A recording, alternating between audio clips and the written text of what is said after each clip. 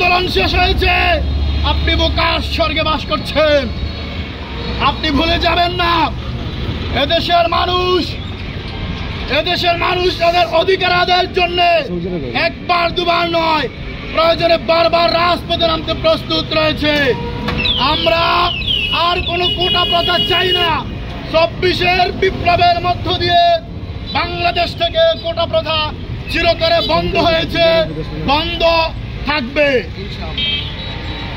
আরেকটি কথা বলে দেওয়া চাই, আপনারা জানেন বৈষম্য বিরোধী ছাত্র আন্দোলন এবং জাতীয় নাগরিক কমিটি কর্তৃক নতুন একটি রাজনৈতিক দল গঠিত হয়েছে, যার নাম জাতীয় নাগরিক পার্টি এনসিপি।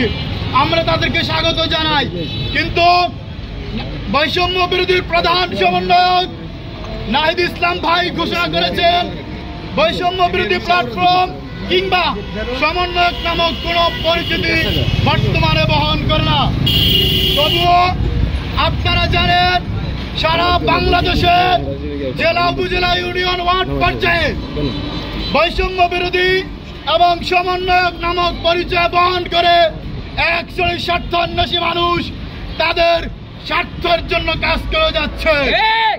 আমরা তাদেরকে হুঁশিয়ার করে দেওয়া চাই, আজকের পর থেকে যদি লক্ষ্মীপুরের মাটিতে বৈষম্য বিরোধীর নাম দিয়ে কোনো প্রোগ্রাম করা হয়, কোনো অফিস আদালতে যাওয়া হয়, চাঁদাবাজি করা হয়, তাদেরকে দেশের ছাত্র জনতা প্রতিহত করবে।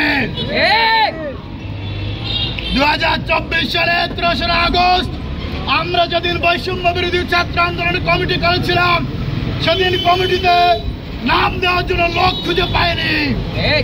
আমরা অনেক চেষ্টা করে মাত্র ২৩ সদস্যের কমিটি করেছি। আজকে ৫ আগস্টের পরে বৈষম্য বিরোধীর সমন্বয়কদের অভাব নেই। আপনারা খুঁজে দেখুন ৩ আগস্টের কমিটির লোকজন আজকে কোথায়? তাদেরকে ডিসিএসপি অফিসগুলোতে আজকে ইনভাইট করা হচ্ছে না, ইনভাইট করা হচ্ছে তথাকথিত গুপ্ত সংগঠনের লোকদেরকে। তাদেরকে প্রতিহত করতে হবে।